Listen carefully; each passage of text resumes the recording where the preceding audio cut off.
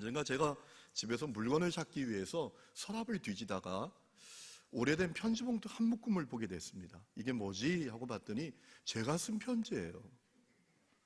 제 아내하고 교제할 때 쓴 연애 편지를 이 사람이 아직까지 가보로 물려주려고 하는지 그걸 이렇게 모아놨더라고요. 참 새로웠어요. 그리고 쑥스러웠어요. 아, 내가 이런 편지를 썼었구나. 그리고 이 편지 내가 뭐라 썼는지를 보려고 쭉 읽어봤더니 내용을 압축하면 두 가지더라고요. 사랑한다, 영원히. 기도한다, 온 맘 다해. 뭐 그거예요, 다. 참, 내가 이게 제정신으로 쓴 거 맞나? 그런 마음이 들 정도로 저 자신도 쑥스럽더라고요. 여러분, 우리가 창세기부터 시작된 말씀이 이제 신명기에 왔어요. 신명기를 한 문장으로 설명하면 이런 겁니다. 이스라엘 백성들을 향한 하나님의 러브레터예요. 여러분, 출애굽한 지 40년 되던 해에 이스라엘 백성들이 가나안 땅이 바라다 보이는 모압 평야까지 왔습니다. 여러분, 모세는 안타까워요. 왜냐하면 그는 무리바 물사건 때문에 가나안 땅 못 갑니다. 바라다 보기만 하고 끝나는 겁니다. 자기는 못 가고 이스라엘 백성들이 들어가는 겁니다. 그러니 얼마나 마음에 한편으로 서운함이 있었고 또 마음에 애틋하고 또 아쉬운 마음이 있었겠어요.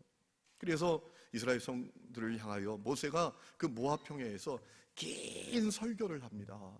간절한 마음으로 긴 설교를 하는데 그것이 바로 신명기 말씀이에요.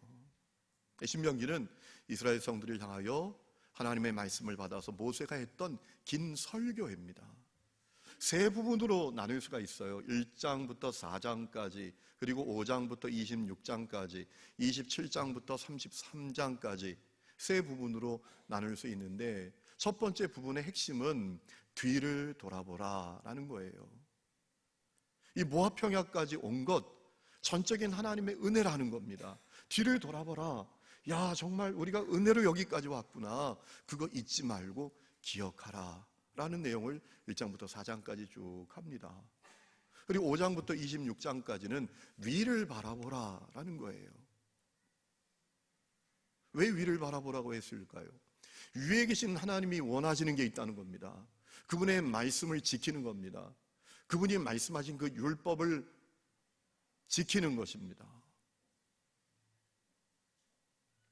그래서 모세가 5장부터 26장까지 쭉 보면 이스라엘 백성들이 어떻게 하나님을 예배해야 되는지, 어떻게 하나님의 시민으로 세상 속에서 살아야 되는지, 어떻게 이제 절기를 지켜야 되는지, 어떻게 십계명을 지켜야 되는지 그런 것들을 자세하게 쭉 이야기하는 것을 봅니다. 그리고 세 번째 내용은 27장부터 33장까지의 내용인데 핵심은 앞을 바라보라 라는 거예요. 왜 앞을 바라보라고 했는가? 앞에 두 가지 길이 놓여 있습니다. 순종의 길과 불순종의 길이 놓여 있습니다. 순종의 길로 가면 복을 받습니다. 불순종의 길로 가면 저주를 받습니다. 멸망을 당합니다. 앞에 놓여 있는 길을 바라보고 순종의 길을 택하라는 거예요. 순종하여 복을 누리라는 것입니다. 여러분, 신명기 30장 15절 이하에 보면 아주 대표적인 말씀이 나옵니다. 이렇게 증언합니다. 보라, 내가 오늘 생명과 복과 사망과 화를 내 앞에 두었나니 곧 내가 오늘 내게 명령하여 내 하나님 여호와를 사랑하고 그 모든 길로 행하며 그의 명령과 규례와 법도를 지키라 하는 것이라. 그리하면 내가 생존하며 번성할 것이요 또 내 하나님 여호와께서 내가 가서 차지할 땅에서 내게 복을 주실 것임이니라. 그러나 내가 만일 마음을 돌이켜 듣지 아니하고 유혹을 받아 다른 신들에게 절하고 그를 섬기면 내가 오늘 너희에게 선언하노니 너희가 반드시 망할 것이다. 앞에 두 가지 길이 있다는 거예요. 순종의 길과 불순종의 길이 있다. 어떤 길을 걸어갈지 잘 선택하라는 것이죠. 순종의 길을 가라는 것입니다. 여러분, 사실 신명기의 이 핵심적인 세 가지 내용이 계속 나옵니다. 오늘 우리가 읽은 말씀에도 이 세 가지 핵심적인 내용이 계속 나옵니다. 여러분, 22절 말씀에 보면 모세가 이렇게 하나님의 말씀을 전합니다. 애굽에 내려간 내 조상들이 겨울 70인이었으나 이제는 내 하나님 여호와께서 너를 하늘의 별같이 많게 하셨느니라. 뒤를 돌아보라는 거예요. 모든 것이 하나님의 은혜 아니었냐는 거죠. 70명 내려갔다가 하늘의 별처럼 됐다는 거예요. 모든 것이 하나님의 은혜였으니 그거 잊지 말고 기억하라는 겁니다. 여러분 19절에 이렇게 또 전합니다. 너희는 나그네를 사랑하라. 전에 너희도 애굽 땅에서 나그네 되었음이니라. 그것이 위에 계신 하나님이 주신 법이라는 겁니다. 그분의 뜻이라는 겁니다. 그러니 나그네 사랑하라 라는 거예요. 11장 1절에 내 하나님 여호와를 사랑하며 그가 주신 책무와 법도와 규례와 명령을 항상 지키라. 앞을 바라보라는 거예요. 순종의 길을 가라는 겁니다. 그분의 명령을 지키라는 것입니다. 순종하여 복을 누리라는 거예요. 여러분, 이 핵심적인 말씀은 오늘도 동일하게 우리에게 너무나 필요합니다. 우리는 뒤를 바라보고 살아야 합니다. 내 삶이 전적인 하나님의 은혜인 것을 잊지 말아야 합니다. 여기까지 온 것이 모두 주님의 은혜다, 그분의 돌보심 때문이었다라는 사실을 잊지 말아야 한다는 것입니다. 그리고 위를 바라보아야 합니다. 주님이 나를 향하여 어떤 뜻을 갖고 계신지 생각하라는 거예요. 되는 대로 닥치는 대로 살지 말고 나를 향한 주님의 마음은 어떤 것인가, 주님의 뜻은 어떤 것인가, 그것을 늘 생각하라는 것이지요. 그리고 앞을 바라보아야 합니다. 어떤 길을 갈 것인가, 순종의 길을 갈 것인가, 불순종의 길을 갈 것인가, 선택 잘해야 한다는 거예요. 그 삶이 여러분 가운데 열리기를 주의 이름으로 축원합니다. 여러분, 신명기의 핵심은 오직 하나님만 사랑하고 그분의 말씀에 순종하라, 그러면 복되리라 라는 거예요. 그래서 신명기를 쭉 읽어보면 하나님을 사랑하라 라는 말씀이 21번이나 나오고요, 하나님의 말씀을 들으라 라는 내용이 50번이 나오고, 하나님께 순종하라 라는 표현이 177번이나 나옵니다. 그런데 어떤 분은 이 신명기를 읽어가면서 그런 생각하는 분들도 있습니다. 야, 하나님 왜 이렇게 우리를 구속하시나? 뭐 그리 요구하는 게 많으신가? 뭐 그리 지키라 하시는 게 많나? 아니, 그리고 오직 어떻게 하나님만 사랑하나? 하나님이 날 구속한다고 생각하는 분들이 가끔 있어요. 여러분, 절대로 그렇지 않아요. 성도 여러분, 이스라엘 성도를 생각해 보세요. 이스라엘 성도는 어떤 사람들입니까? 하나님의 은혜를 모르는 사람이에요. 하나님께서 그들을 은혜로 선택하시고 은혜로 구출해내시고 약속의 땅을 주심에도 불구하고 은혜를 모르잖아요. 끊임없이 불신합니다. 끊임없이 원망합니다. 끊임없이 불평합니다. 그것이 출애굽 1세대만의 문제가 아니라고 우리가 지난주에 나눴잖아요. 출애굽 2세대가 자기 부모 세대가 말입니다, 하나님을 불신하고 불평하고 원망하다가 광야에서 다 죽어나가는 것을 보면서도 또 하나님을 불신하고 불평하고 원망하잖아요. 여러분, 이스라엘 백성들은 은혜를 모르는 사람들이에요. 구제불능의 사람들입니다. 그런데 하나님께서 그들을 구속할 게 뭡니까? 그들에게 하나님이 목매실 게 뭡니까? 하나님이 어떤 분이신데? 여러분, 오늘 본문 17절 말씀 보면 이 모세가 하나님이 어떤 분이신지를 소개하잖아요. 17절 말씀 보면 너희 하나님 여호와는 신 가운데 신이시고 주 가운데 주시고 크고 능하시고 두려우신 하나님이시라. 사람을 외모로 보지 아니하시며 뇌물을 받지 아니하시고, 18절 고아와 과부를 위하여 정의를 행하시며 나그네를 사랑하시는 분이시다 라고 했어요. 여러분, 이 말씀을 한마디로 정의할 수 있습니다. 하나님은 사람과 차원이 다른 분이시다. 사람은 상대방의 조건에 따라서 대하는 게 달라요. 여러분, 물건 사러 갈 때도 여러분이 양복 입고 가는 거하고 반바지 입고 가는 거하고 그 종업원의 태도가 달라집니다. 제가 부산에 사역할 때 전도사 한 명이 제 사무실에 막 쫓아왔어요. 목사님, 목사님, 목사님, 목사님. 왜? 무슨 일 났어? 그래 하는 얘기가 에쿠스가 왔어요. 에쿠스가 왔다는 거예요. 에쿠스 타고 어떤 사람이 교회에 왔다는 거예요. 그게 사람이에요. 상대방에 따라 반응이 달라집니다. 그리고 오직 자기 이익밖에 몰라요. 고아, 과부, 나그네 어찌 되든 내 냉장고 채우는 것, 내 통장 채우는 게 관심인 게 사람이에요. 그런데 하나님은 그런 분이 아니세요. 하나님은 외모로 사람을 대하지 아니하십니다. 그분은 정의로우십니다. 그리고 약한 자, 나그네, 과부 그들을 돌보시고 그들을 보살피시는 분이시다 라고 모세가 증언합니다. 그러니까 하나님은 사랑과 차원이 다른 분이세요. 그러니 그 하나님이 사람에게 목맬 게 뭐예요? 어찌 살든 상관할 바 아니잖아요. 이스라엘 성들 형편없잖아요. 그들이 어찌 살든 주님이 무슨 상관이 있어요? 구속하는 게 아닙니다. 힘들게 만드는 게 아닙니다. 형편없는 그들을 주님이 포기하지 않으신다는 거예요. 사랑하신다는 것입니다. 그럼에도 불구하고 돌보시고 인도하셨다는 거예요. 그래서 모압 평야까지 왔잖아요. 여러분 생각해 보면 그 구제불능의 백성들을 하나님께서 안 포기하신 게 감사 제목이에요. 안 버리신 게 은혜입니다. 여러분 오늘 우리도 똑같아요. 여러분 우리는 가끔 믿음의 길을 걸으면서 하나님 나를 힘들게 하신다고 이렇게 생각하는 분들이 있어요.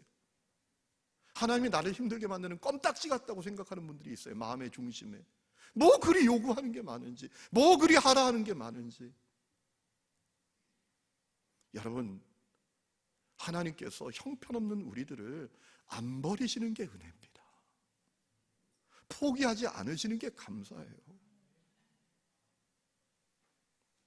여러분 왜 하나님께서 그렇게 하셨나요? 한 가지 이유 때문입니다. 사랑하시기 때문에. 오늘 15절 말씀 보면 하나님께서 이스라엘 성도를 어떻게 사랑하시는지 말씀하셨잖아요. 여호와께서 오직 내 조상들을 기뻐하시고 그들을 사랑하사 그들의 후손인 너희를 만민 중에서 택하셨음이 오늘과 같으니라. 하나님께서 아브라함을 기뻐하시고 사랑하셨어요. 그 아브라함의 후손들인 이 이스라엘 백성들을 하나님이 기뻐하신답니다. 사랑하신답니다. 그래서 택하셨다는 거예요. 여러분 하나님께서 이스라엘 백성들에게 오직 하나님을 사랑하고 말씀에 순종하라 라고 하신 것은 그들을 끝까지 포기하지 않으신다는 하나님의 러브레터예요. 그들에게 하나님의 말씀에 순종하라 라고 요구하시는 것은 하나님이 사랑하시는 그들이 행복하게 살기를 원하시는 안전장치를 주신 거예요. 여러분 오늘 12절에 그 말씀 모세를 통해서 주시잖아요. 12절 말씀 보면 이스라엘아 내 하나님 여호와께서 내게 요구하시는 것이 무엇이냐? 곧 내 하나님 여호와를 경외하고 그의 모든 도를 행하고 그를 사랑하고 마음을 다하고 뜻을 다하여 내 하나님 여호와를 섬기고 내가 오늘 너의 행복을 위하여 내게 명하는 여호와의 명령과 규례를 지킬 것이 아니냐. 하나님께서 하나님의 말씀에 순종하라고 하시는 이유는 그들의 행복을 위해서 주시는 최소한의 안전장치라는 거예요. 여러분 저는 저희 집에 있는 두 아이를 사랑합니다. 그리고 그 아이들이 행복하게 살기를 원합니다. 그래서 제가 그 아이들에게 정해놓은 몇 가지 규칙이 있습니다. 그 아이들을 사랑하고 그 아이들이 행복하게 살기를 원해서 정해놓은 몇 가지 규칙이 있는데 그 가운데 하나가 특별한 일이 아니고선 잠은 집에 와서 잔다라는 거예요. 특별한 일 아니면 잠은 집에 와서 잔다. 그런데 지난 금요일 새벽 기도 가려고 아침에 새벽에 일어났는데 카톡이 와 있어요. 이렇게 보니까 저희 둘째 녀석이 보낸 카톡이에요. 내용이 뭐냐면 아빠 오늘 저 친구 집에서 자고 가면 안 돼요? 전날 밤에 보낸 거예요. 그런데 그 전날 밤에 제가 너무 피곤해서 9시 넘어서 바로 잤거든요. 그러니 10시쯤 온 그 카톡을 제가 못 본 겁니다. 그 다음날 본 거예요. 이 녀석이 안 왔나 하고 방에 가보니까 자고 있어요. 방에서. 고맙더라고요. 왜냐하면 통보도 없이 외박할 수 있잖아요. 연락이 아니라 아예 통보하고 안 들어올 수도 있잖아요. 그런데 카톡을 보냈는데 답장이 없으니 원하시지 않는가 보다 하고 들어와서 자고 있는 그 모습을 보고 고마운 거예요. 여러분, 제가 그 아이들을 힘들게 하고 구속하기 위해서 잠은 집에 와서 자라 라는 규칙을 정해놓은 게 아니에요. 그 아이들이 사랑하고 그 아이들이 행복하기를 원하기 때문에 그렇게 한 거예요. 여러분, 인간은 안전장치 없으면 바른 길 가기 어려워요. 안전장치를 만들어도 그거 걷어내고 막갑하러 가는 인생이 얼마나 많습니까? 전방에 가면 철조망 쳐놓고 지뢰밭 절대 출입 금지 해도 넘어가서 다니다가 발목 끊어지고 다리 잘리고 그러잖아요. 오늘 똑같은 인생들이 많아요. 인간이 그래요. 여러분, 하나님은 이스라엘 백성들이 할 수 없는 죄인인 것을 너무나 잘 아셨어요. 그래서 하나님께서 그들에게 오직 마음과 뜻 다해 명령, 저주 이렇게 말씀하시지 않으면 그들이 죄의 길에서 꿈쩍도 하지 않을 것을 아셨어요. 할 수 없는 죄인인 것을 아셨어요. 여러분, 오늘 16절에 보면 이런 말씀이 있잖아요. 너희는 마음의 할례를 행하고 다시는 목을 곧게 하지 말아라. 이스라엘 백성들이 언제든지 목이 곧아지고 교만해져서 하나님을 가볍게 여기고 하나님의 말씀을 하찮게 여기고 죄 가운데 살 수 있는 것을 하나님은 너무나 잘 아셨어요. 그래서 그들이 행복한 삶을 살도록 최소한의 안전장치를 주신 게 이 신명기에 나오는 말씀들이에요. 어떤 분은 신명기를 읽으면서 시험에 빠지는 분들도 있어요. 아니, 인자와 사랑이 한이 없으신 하나님이 왜 저주하냐는 거예요. 여러분, 신명기 28장을 보면 순종하면 축복하신다라는 말씀은 14절에 딱 끝나고 불순종하고 우상숭배하고 이방신 섬기면 저주받는다라는 내용이 15절부터 68절까지 가요. 장장 53절 동안 순종하지 않으면 저주받는다. 소득의 저주가 있다. 패배의 저주가 온다. 흩어짐의 저주가 온다. 질병의 저주가 온다. 저주하냐는 거예요. 그래서 상처받는 분들도 있어요. 여러분, 상처받을 게 아니에요. 그렇게 말씀하시는 하나님의 중심을 직시할 수 있어야 돼요. 그렇게까지 말씀하셔서라도 사랑하는 당신의 백성들이 행복한 길을 걷기를 원하시는 그 하나님의 중심을 직시할 수 있어야 된다는 거죠. 그런데 안타깝게도 여러분, 모세의 이 긴 설교가 무색하게 됐어요. 이스라엘 백성들이 하나님께서 선물로 주시는 가나안 땅에 들어갑니다. 어떻게 됐습니까? 하나님 버렸어요. 하나님의 말씀을 하찮게 여겼어요. 우상 숭배했어요. 이방신을 섬겼어요.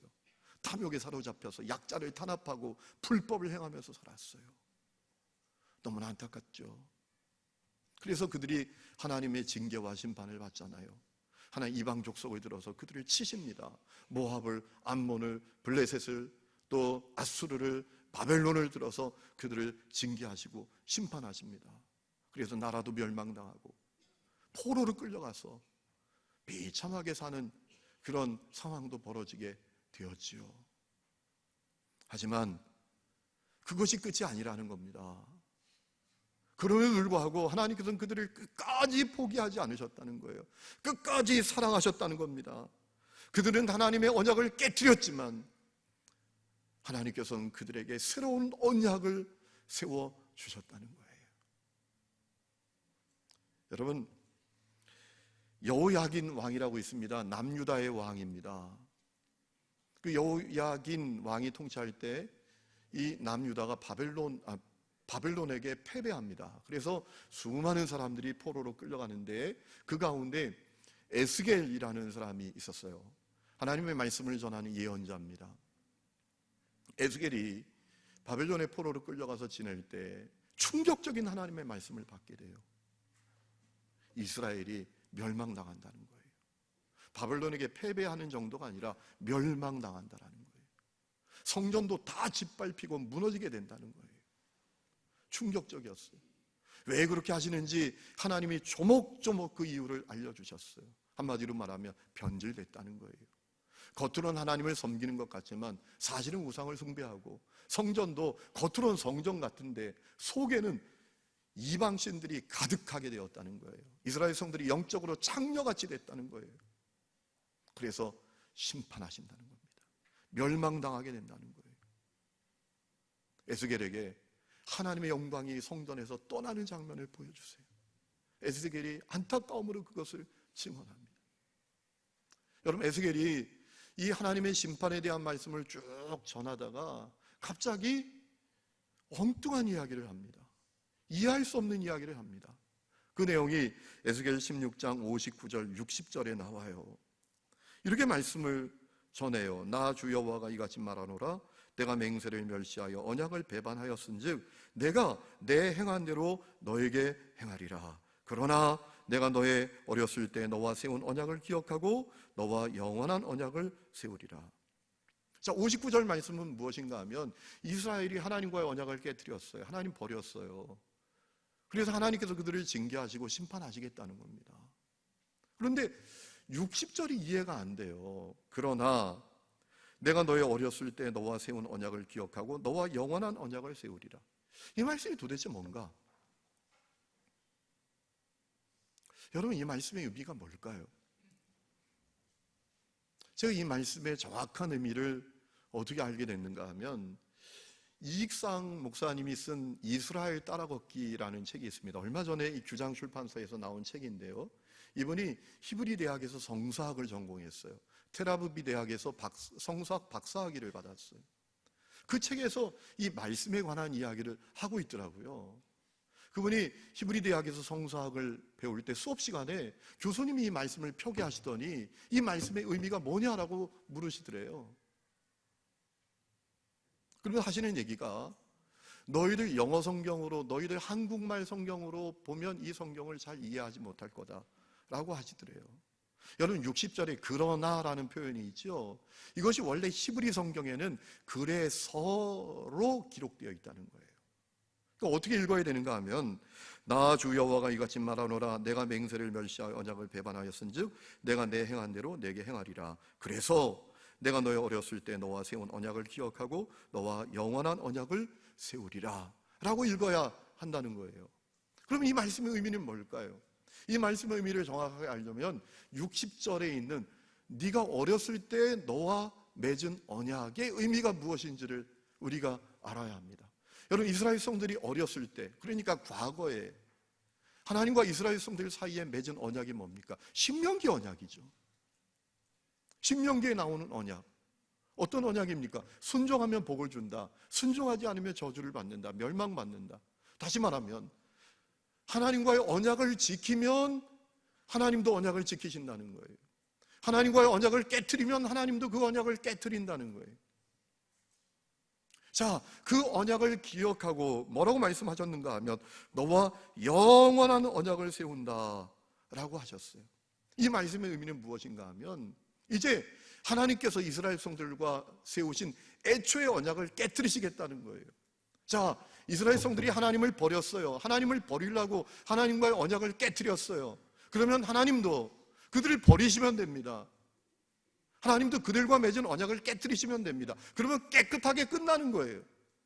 그런데 이스라엘 백성들이 그렇게 하려고 해도 하나님 그렇게 하시지 않겠다는 거예요.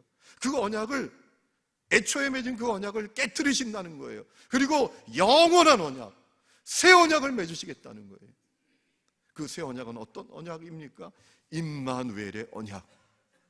하나님이 영원히 당신의 백성들과 함께 하시는 언약을 맺으시겠다는 거예요.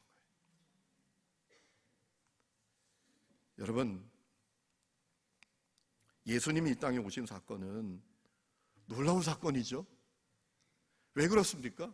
예수님이 임마누엘이시잖아요. 예수님의 이름이 임마누엘입니다. 하나님이 우리와 함께 하시게 됐다는 거예요. 여러분, 사람은 절대로 하나님과 함께 할 수 없어요. 하나님 앞에도 못 갑니다. 하나님을 볼 수도 없습니다. 죄인이기 때문입니다. 범죄하고 타락하여 죄인 되었기 때문입니다. 그런데 예수님이 이 땅에 오셔서 십자가에 매달리셨습니다. 대속제물 되셨습니다. 죄는 우리가 졌는데 죄값은 예수님이 이 십자가에서 다 치르셨습니다. 그래서 우리의 모든 죄를 해결하셨습니다. 예수 십자가 보혈로 우리가 의롭게 되었습니다. 은혜의 보좌 앞에 담대히 나아갈 수 있게 되었습니다. 그뿐만 아니라 얼마나 놀라운 복을 우리가 누리게 되었는가 하면 주님이 내게 오셔서 내가 성전이 되는 것입니다. 내 있는 자리가 어디서나 성전이 되는 그런 놀라운 복을 우리가 예수 십자가 복음을 통해서 누리게 됐다는 거예요. 아멘입니까? 여러분, 하나님께서 그 언약을 맺으시겠다는 거예요. 그리고 예수님을 통해서 그 언약이 성취되었습니다. 우리는 그 언약을 누리게 됐어요. 여러분, 내년에 성지순례 가는 분들은 감람산에 올라가실 거예요. 감람산에 올라가면 예루살렘 전경이 쫙 보이는데 그 전경을 보면서 대부분의 사람들이 감탄하는 게 아니라 실망한대요. 속상해한답니다. 그리고 기가 죽는데요. 왜냐하면 그 예루살렘의 가장 좋은 자리에 엄청나게 큰 이슬람 모스크, 황금 도움으로 유명한 바위 사원이 세워져 있기 때문에 그래요. 보이시잖아요. 번쩍번쩍한 저 지붕을 가진 바위 사원이 서 있어요.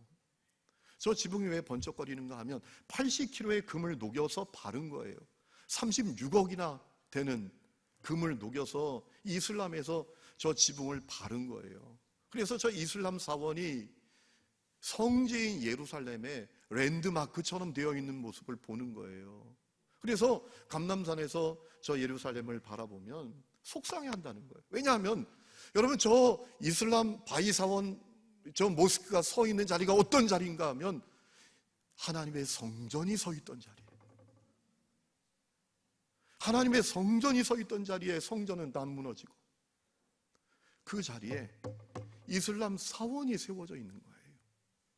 그래서 예루살렘 전경을 바라보면서 속상해한다는 거죠. 안타까워한다는 거예요. 그런데 여러분, 절대로 속상해할 것 없어요. 왜냐하면 우리에게 새 언약이 성취됐습니다. 놀라운 사실은 우리가 성전이라니까요. 아멘입니까? 내가 성전이에요. 내 있는 자리가 성전이에요. 우리는 저 예루살렘 찾아가서 저 예루살렘 성전 자리에 있는 그곳에 가야 하나님을 만나는 것이 아니라 예수 십자가 복음으로 말미암아 내가 성전이 되었어요. 내 안에 주님이 계세요. 주님이 내 속에 오셔서 영원토록 함께 하십니다. 아멘입니까? 낙심할 것 없다는 거죠. 속상해할 것 없다는 거예요. 여러분, 저 지금 바위사원에는 이슬람 신자가 아니면 기독교인 일반인 접근 못합니다. 성전이 있던 터라도 보고 싶어서 들어가려고 하면 너 종교가 뭐냐? 그거 보려고 나는 이슬람 신자입니다. 이렇게 말할 수 없잖아요. 들어가지도 못하게 만든다는 거예요. 갈 필요 없어요. 왜? 십자가 복음으로 말미암아 우리 각 사람이 영원한 성전이 되었어요. 아멘. 옆구리 찔러도 또 안 나와요. 여러분, 우리 예수님 통해서 정말 놀라운 새 언약의 복을 누리게 됐어요. 우리 자신이 성전이에요. 내 속에 주님이 계십니다. 그 주님이 나와 영원히 함께 하십니다. 안 버리십니다. 안 떠나십니다. 내 속에 오셨는데 어떻게 떠납니까? 아멘입니까? 여러분, 그 새 언약의 복을 어떻게 누리고 계십니까? 우리는 그 놀라운 새 언약의 복을 받은 사람들이에요. 그 복은 누려야 되잖아요. 여러분, 어떻게 누리고 계세요? 잘 누리고 계십니까? 내가 주님의 성전 되었다는 사실을 알지도 못해서 내 몸을 함부로 굴리면서 죄 가운데 살고 계시지 않으세요?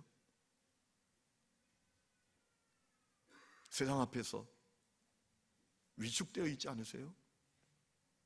여러분, 제가 부산에 사역할 때 이제 교회를 이전해서 건축하기 전에 교회가 어떤 교회였는지 말씀드렸잖아요. 계단 99개 위에 있는 교회. 여러분, 계단 99개 위에 그 교회가 참 비참하고 초라했어요. 그래서 저는 제가 그 예배당에서 사역하는 목사인 게 너무나 부끄러웠어요. 그래서 누가 나에게 어느 교회 목사냐고 묻는 게 너무 싫었어요. 제가 그 문제 회개했어요. 그럴 거 없어요. 왜냐하면 내가 주님의 성전이잖아요.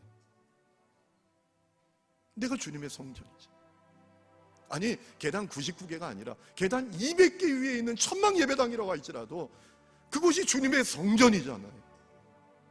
그러면 위축될 게 뭐예요? 기죽을 게 뭡니까? 여러분이 저를 위해서 기도해 주셔야 합니다. 초심 잃지 않도록. 여러분, 뭐 이렇게 아름다운 예배당, 멋진 예배당에 사역하는 목사라고 제가 목에 힘줄 것 없어요. 제가 교만할 것도 없어요.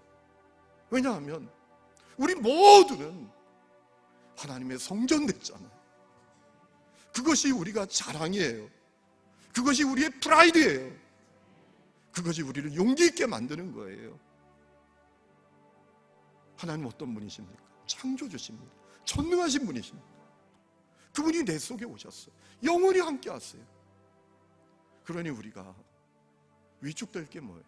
많은 사람들이 교회 다녀도 세상 앞에서 위축됩니다. 누구 집 대단한 건물 앞에서, 누가 가진 스펙 앞에서, 누가 가진 돈 앞에서, 누가 가진 지위 앞에서 위축돼서 살아요. 그럴 필요 없어요. 여러분, 우리 각 사람들이 하나님의 성전이라니까요. 창조주 하나님의 성전이라니까요. 여러분 가운데 문제와 고난 가운데 있는 분들이 계시죠? 질병 가운데 있는 분들 계시죠? 여러분, 하나님이 여러분 떠나신 거 아닙니다. 하나님 여러분을 버리신 것도 아니에요. 여러분이 알지 못하는 하나님의 놀라운 계획이 있습니다. 주님이 여러분과 함께하고 계십니다. 여러분, 바울을 생각해 보세요. 바울은 육체의 가시를 평생 안고 살았어요. 그가 3번이나 하나님, 이 질병을 좀 해결해 주세요 라고 해도 하나님 거두시지 않았어요. 하나님이 바울을 떠나셨습니까? 그를 버리셨습니까? 그가 알지 못하는 놀라운 계획이 있었어요. 스데반은 고난을 당합니다. 돌에 맞아 순교하는 고난을 당합니다. 하나님 그를 버리셨습니까? 떠나셨습니까? 아니죠. 그러니 우리는 세상 앞에서 위축될 것 없어요. 기죽을 것도 없어요. 당당하게 살아야 합니다. 떳떳하게 살아야 합니다. 담대하게 살아야 합니다. 여러분을 보면서 세상 사람들이 그렇게 말해야 돼요. 쟤는 뭐 믿고 저렇게 떳떳해? 뭐 믿고 저렇게 당당해? 이런 인정과 평가가 우리를 통해서 드러나야 합니다. 여러분, 우리는 예수 십자가 복음을 통해서 놀라운 새 언약의 복을 누리게 됐습니다. 그 복을 복되게 누리며 사는 성도들 될 수 있기를 주의 이름으로 축원합니다. 우리 이 시간 찬양하면 좋겠는데요. 찬송가 438장 찬송하면 좋겠어요. 내 영혼이 은총 입어 중한 죄짐 받고 보니. 우리는 예수 십자가